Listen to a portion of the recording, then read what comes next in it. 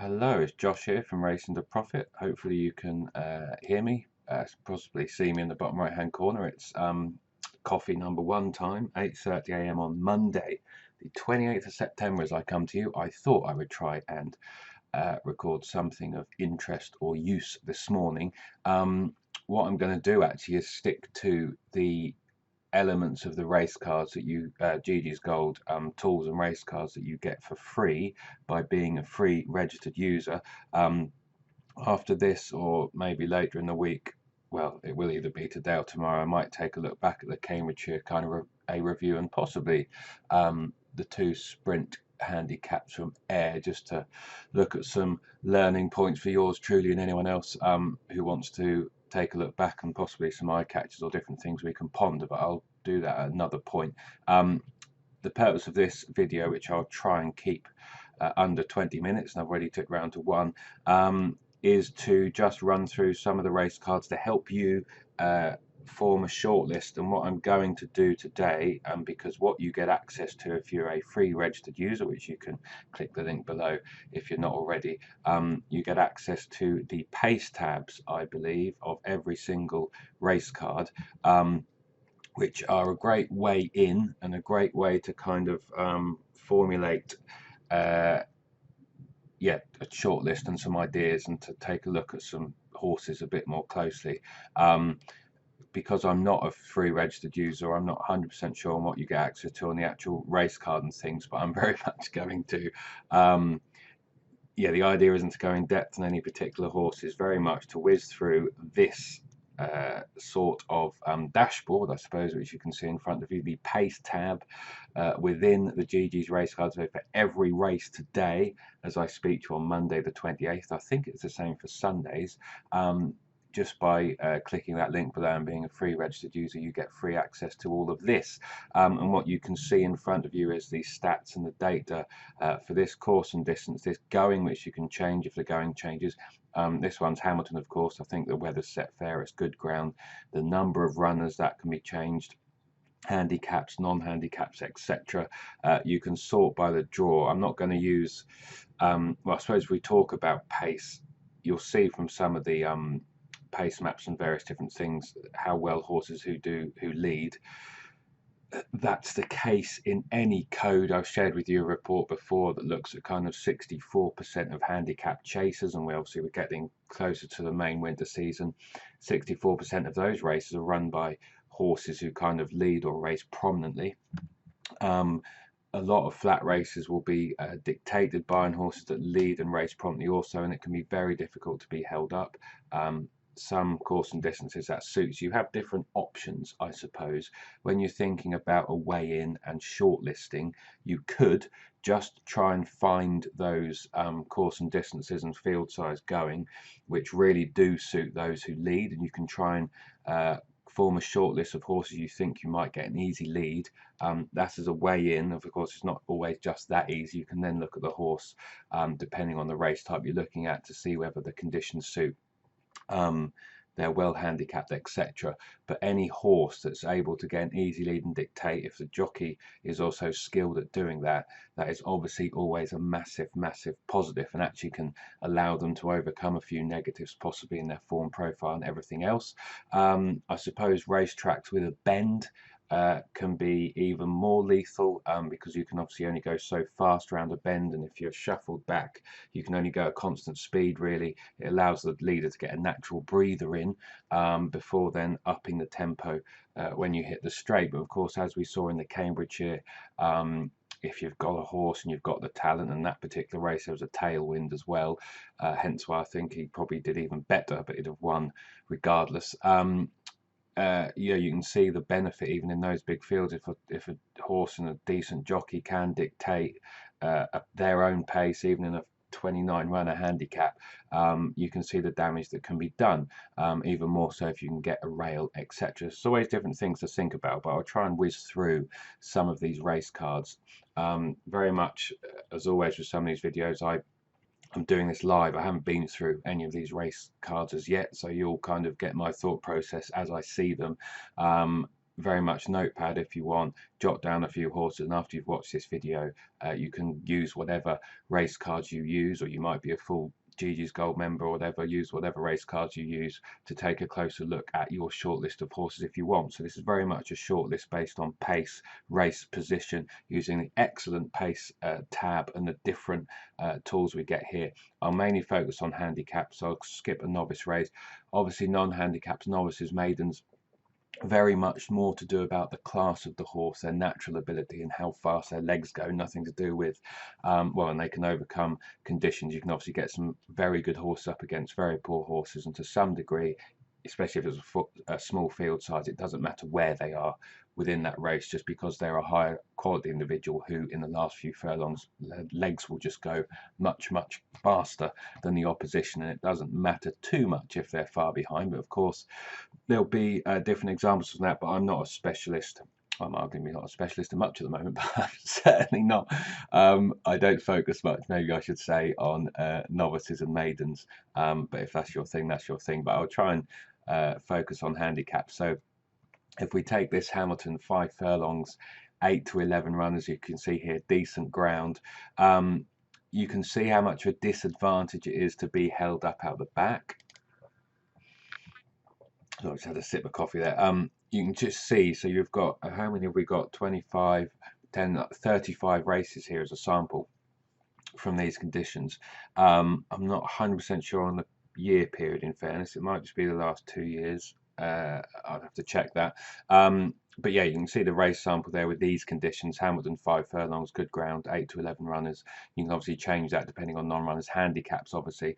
This is the graphic, so you can see the kind of percentage of total pace in the race from the horse. I should say, those unfamiliar with it, this is kind of built up from the horse's last 4 runs. A 4 means they led, a 3 means they kind of tracked the pace and were pretty prominent and up there. A 2 down here was kind of in touch, but a bit more mid-division here. And then 1 would be slowly away towards rear, etc. So this would kind of be a 4, a 3, a 2, and a 1, to give you some idea of how this pace profile is pulled together. Of course, there's always complications. Horses can change running style. First time headgear can make a difference. Trainers may mix it up for various different reasons, obviously. And yeah, so that's that. So you can kind of, within these tools, you can look at the data and try and kind of see who consistently is up there. You've got the pace percentage in the race.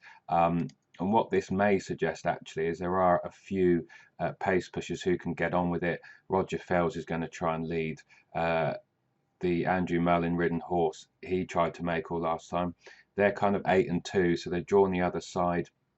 8 is going to be closer to this stand side rail, but the stalls for this are up in the centre today, and that's obviously always something important to check with when looking at pace and draw and everything else. This is the BHA site, so you'll get information on the stalls. 5 and 6 furlongs are going to be the centre, so in this size field they're not going to be right up against either rail, but they'll probably have the option of edging probably to the near side if those drawn higher want to. So you've kind of got, looking at these stats here, you've kind of got the Fell, Molyneux horse are going to be up there, provided there's not a kind of massive headwind. You know, they're going to be in the right spot. Danny Tudhope and Graham Lee might be in a better spot if those two kind of take each other on. So it could very much be a case of, are these 4 horses here going to be in the right spot? And are they going to have the race between them? That's the kind of thing you can look at. The ones that are going to be further back here are going to need a pace collapse or them to go too hard, arguably, which may well happen. And you can make judgments, like I said, on taking a positive as a way in of looking at something that's racing prominently. You can take a negative view, I suppose, sometimes to those further back. There's no kind of proper hold-up horses here consistently. And I suppose it could be argued that from a pace perspective, this particular race isn't clear-cut. And if you just wanted to focus on races and kind of shortlists away and for horses you think are going to get an easy lead, I suppose this is one of those races you could walk straight by, because you've got 2 here are going to go forward. You've got another one and a couple that are going to track them fairly closely, but that's just an example, and you can pause and look at that and do whatever you please with it. There's the heat map, which again is Gigi's using all this kind of stats and data just to kind of give some visual kind of color coding, I suppose. Red being bad, green being good. That's just to visualize, again, as a way in or to get a focus or to see where you might want to look at in more depth. You can sort it by the draw. Obviously, if I click that, if you are looking from front on, then these are going to be to your right, these are going to be stand side. As you look across the track, drawn one are going to be across you from Hamilton from the TV camera. And so you can see a spread there. It's kind of fairly even, only 9 runners, etc. So, you know, you've got these 4 arguably might be in the right place, and some of these behind might need them to go too quick. So that's something you can look at, obviously, as I rattle through 10 minutes, but hopefully something of interest there. We get to the 2 o'clock furlongs, and you can see here actually leading again positive. You can see the stats here.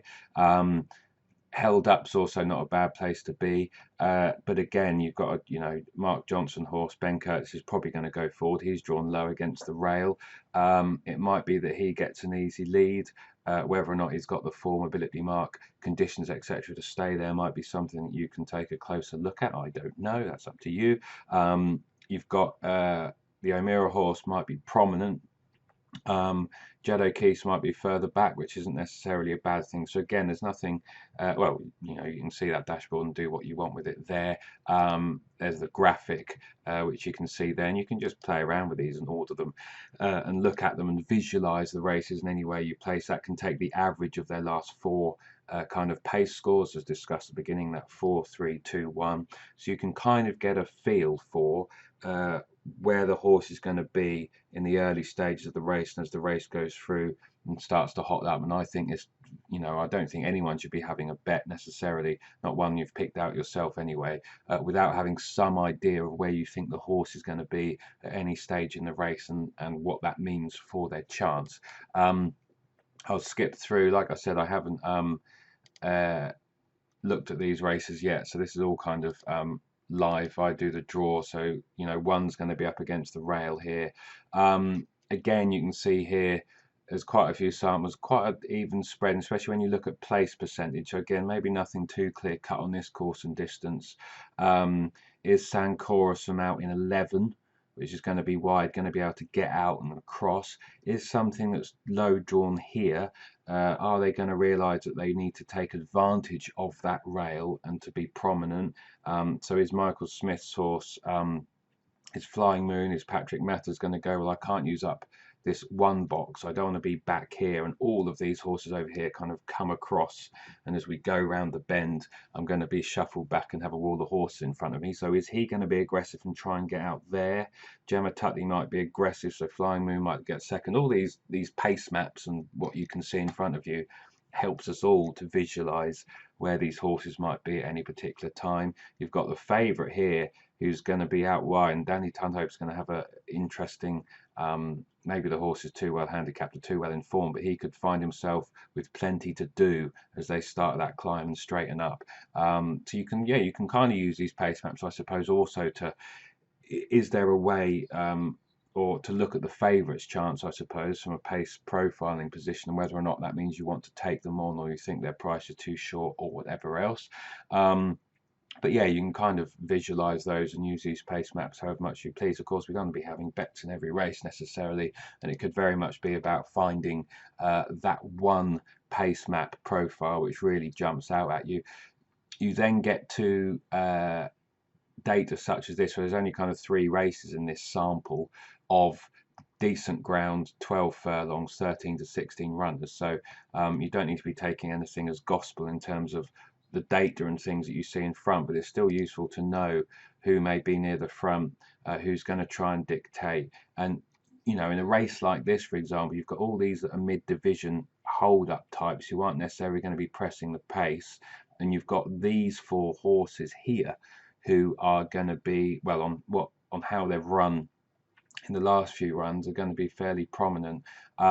Led, you know, Ben Curtis. You can obviously then look at jockeys, etc. The Will Story horse, Kevin Stockard, High, and Joe Fanning, Mark Johnson always like to be up there if they can. So is it going to be a question of these four are going to be in the box seat in terms of, you know, yeah, when the race is run, when they start to kind of get on the gas and start racing, are some of these back here going to be in a tricky position? Some of them might be so well handicapped or whatever, or some maybe these at the front will go too hard, but that's the kind of thing you can look at. And as a race example, possibly looking at those four there as a way in might not be a bad thing. Maybe the winner is hidden in one of those, I don't know, but that's the kind of thing that you can look at. So of course you can pause that as well and do what you want. But like I said, if you click the link below this video, you've got free access, registered free access, where you can look at all of this stuff that I'm touching on now. You've got here, you know, another one here, the Appleby Kurt. This horse looks like, well, there's no out and out front runners. So there's a pace prediction here, which kind of GD's puts that up based on their data, so you can flick through that and actually look at if that says lone speed or possible front run or whatever. This looks like even, but again, so you know, this race is there to be stolen arguably by someone from the front, and the Appleby horse is actually favourite at the moment, has been the one who's consistently been prominent up there. But again, that's the kind of thing you can look at in these kind of races. If one of these horses is kind of here and the lead, and then you've got these ones all here kind of mid-division and further back, if that makes sense, that's the kind of horse that you might think may get a real easy lead on the front and to go their own pace. I'm not quite sure what's happened there. Yeah, sorry, there we go. So, you know, so, oh well, there's an example of that. I mean, this is a Class 6 amateur jockey's handicap. The idea of even playing in that might want to put you off. You can see the pace prediction here from Gigi's probable lone speed. Where's that lone speed coming from? It's from the Molyneux horse here, Dodgy Bob. You've got quite a few hold-up types here. You've got mid-division. You've got a couple prominent here. The O'Meara horse, is that Mikey? So Alan Berry's got one. So you've got, so yeah, Molyneux's going to go up front. These two possibly going to chase. You can look at draw, so where they are positioned. This is 6 furlongs. So yeah, you've got Dodgy Bob's going to lead from here, from 8, you would think. He is going to be closely tracked by Hard Solution of O'Meara's and I'll Be Good of Alan Berry's. You've got mid-division held up there. You can see, you know, the stats here. Obviously, they're good for course and distance stats and these race conditions for the ground and the number of runners. But in any track, really, you can kind of look at these kind of pace maps and they're useful. So Dodgy Bob, is he going to be good enough to stay there? I have no idea. You might want to take a closer look. But these two here are going to be arguably in a no excuses position because they're behind where the main pace is in this race.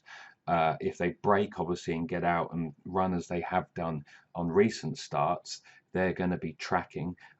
Those down here, of course, we're 11 runner race, aren't we, or so?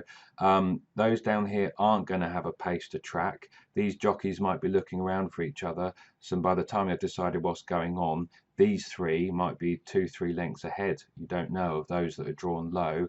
And these ones are going to have a tricky decision to make. Obviously, there's quite a few biggies in there, but there is a 3-1 for Archie Watson. That's not to say this one can't win from down here and possibly has the best jockey on in the race in Brody Hampson. Yes, well, maybe, yeah, I think so. Yeah, but this one's not got loads of pace to track. Jockey's going to have a decision. Will she decide, actually, sod it, let's change things up and get out and get across, so we're not too far from the action, or might just be too good anyway. But, you know, that's the kind of things you can look at, and it might be worth having a look at these 3 horses here as a kind of way in and as a reason to be a bit on the fence at 3-1 possibly with the favourite. But I'm only saying this based on what I'm seeing here from pace profiling.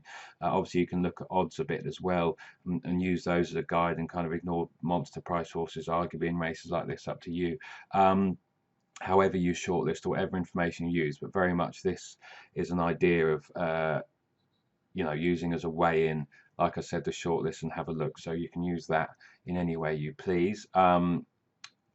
These ones here will obviously need them to go very hard. It's not to say they can't win, but you just need a lot more to fall right. Obviously you need luck in running. You need luck in running from pace, and you need the sustained pressure to be hard. You need luck in running for the gaps to come. not impossible, and if you know there's the time and the pace of backing hold up horses are more patiently ridden, especially in sprint handicaps. But obviously you then need to build all those factors into the price, which obviously is subjective, and how you wager them, etc. So that's Hamilton. I have ticked round to 20 minutes, but I'm hoping you might be finding this interesting. I'll ignore the jumps for now. Let's just focus on, what should we focus on? Let me whiz through Bath without really speaking. So you can yeah, so high drawn horses here are going to be against the inside rail, aren't they? Left-handed, yeah. So I just sort this draw out and everything else. There's not really, well, I'm not going to say anything for those, but you can see the kind of idea of how useful these stats are, how difficult it is for hold-up horses over 5 furlongs at Bath, what's going to go forward, what's going to be up there, etc., etc. So yeah, you know, you can kind of whiz through these. Like I said, you've got access to all of these as a free registered user, and this is the first time I'm looking at it. Another kind of 5.5 furlong race. Union Rose is going to blast out and be up there, and the Clive Cox horse. So they're the two that like to get on with it. Does that mean they're going to have it between them? Michael's Choice, David Probert, doesn't look like he'll be far away either.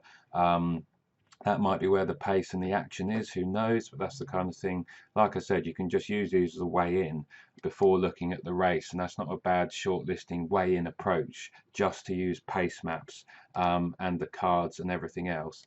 Rather than, you know, there's so many different ways in, which I might talk through some of the different tools you get access to free data again here. So here we've got an example of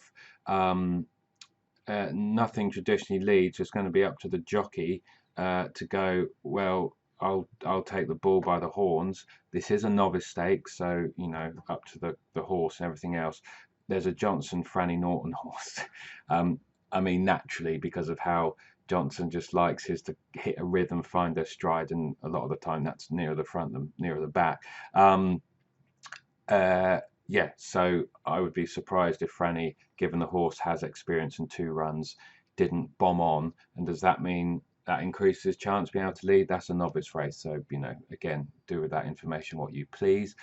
Like I said, I haven't been through these, so I'm just looking at them first time and kind of striking me what kind of hits me. We've got a Ray Dawson Ismail Mohammed horse here. He looks like he's going to lead, and he's drawn against the rail. You can see again here, so over on firm ground, it's obviously Bath. They don't have an irrigation system, very much depending on the weather. 8 to 11 runners, handicap, you know, leading. If you can identify the horse is going to lead and just back them blind, well, it's only for hardly anything. Oh, sorry, 54 points to SP. That suggests there might be the odd biggie in there, but you can see here just actually Bath 1 mile, decent ground. These number of runners are handicap. Yeah, you can see the importance of leading if you can find a horse that's going to lead. Oh, who's going to lead here? This one, you would think, up against the rail, bomb out, Ray Dawson, get your fractions right. Shannon, Tom Marquand, you'll probably be aware of that. These jockeys should be aware of pace maps, and I think some of them probably, well, I'd be surprised if some didn't subscribe to their own pace map systems, or some they did. Tom Marquand might be aware of that, but look at this. You've got 2 that are going to race prominent, and then nothing here. As in, these are all mid-division, like to be kind of held up off the pace, so certainly not setting it and being frenetic up there. So these 2 are very much going to have the race between them from a pace-setting fractions point of view. Are they going to stay there the whole way? That's the kind of thing you might want to look further into their form. Is that going to be a fun reverse forecast because they're going to get to stack everything up behind sprint and this lot are going to be done for? I don't know. I'm using off the top of my head there as I look at this, but that's the kind of pace map profile you can look at. It's an even better way in because it looks like 2 horses are going to be up there. Certainly one's going to lead, one's going to track, and the rest are going to need a bit of luck. These are going to be drawn wider down here, so either have to go forward and tuck in, which can influence a jockey's pace setup and position obviously, or they're going to drop out the back. So again, use those different things however you please. I won't talk through here. You can pause that, look at that dashboard in front of you. But like I said, you can obviously, you've got access to these pace maps yourself, if you so wish. Sorry, my camera recording system's making this all a bit slow, this computer, I think. Again, there's small stat sample here.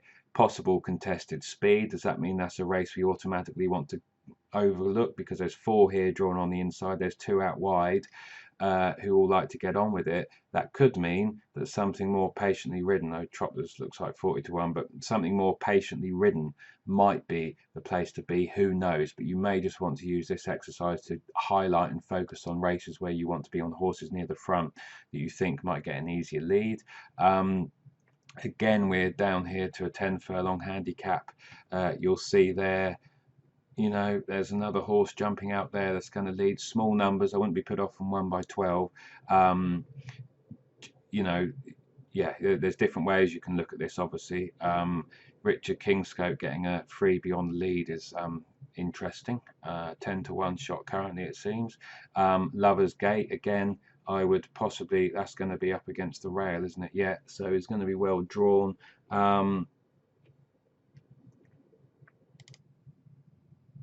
Sorry, I was just realised I was talking nonsense on the draw. It's not that confusing. Lower number 1 is always up against the inside rail. Sorry, Hamilton has confused me. I've approached that right-handed track draw thinking to this left-handed, which is a bit stupid. Now since they changed the rules a few years ago, the drawn 1 is always up against the inside rail, and obviously whatever that track direction is, obviously left-handed, right-handed. So I thought that looked a bit strange. Yeah, with that said, hold on, let me let me change some of that. Sorry, yeah, so let's jump to the 250. Yeah, you can see there, actually that's even better for Union Rose as a way in if you so wanted to pick there. And that just shows you, oh, I need a second coffee, obviously. Yeah, do whatever you want with that. Yeah, drawn here. These ones are out wide, but yeah, like I said, you've got ones on the inside. Of course, when you're on the inside, they'll know they want to keep their position. So likes of Ross Orion, Eddie Greatrex might ensure they're here, but Ray Dawson, he might have to use a little bit of gas to get out and across, and so will Tom Mokwon, but they may be able to get prominent, and the stats suggest being wide in this kind of number of runners, and that pace profile is fine. So yeah, that very much looks at kind of position run style. So yeah, you've got that. Yeah, apologies for that amateur error. Realised eventually. Again, what have we got here? Another handicap class 6. You've got William Buick and the Eve Johnson Horton horse. They like to be prominent lead. They've got the rail. These two on their inside might let them get out and across. Ross has got a decision from out wide here. But yeah, you can see where the pace is on paper, and those two should be able to get out and get the rail. So again, a way in if you like playing in class 6 handicaps of Bath. Of course, like I said, horses can just kind of surprise and come from nowhere. That race I'm just going to skip past, really. You've got these ones drawn on the inside. You haven't got the data here to be adamant what's positive or negative. You've got these that are drawn wide. It is a 5 furlong sprint, though, so yeah, but you can look at that and make a decision. Coming wide and then down the middle isn't necessarily a kind of negative, and being more patient isn't a negative for Bath over this 5 furlongs, as you can see. And what else? Yeah, so back to, yeah, you've got Lover's Gate out wide. I should think Kingscote will blast out and he will try and get out, not use up loads of gas, but get a prominent position here. And actually, you can see from the green here, from the data and the way Gigi's put it together, these heat maps being wide and racing kind of leading prominent mid-division isn't necessarily a bad thing from this draw. Obviously, you need to get out and you need to get a position. These ones have the advantage of you've got quite a few mid-division horses here. Like I said, the jockeys, when you're drawn low against a rail, that can influence how they ride them, to make them yeah, to make sure they don't use up that good draw and don't get too far out the back. So some of these might go further forward, but certainly Kingscote is going to try to.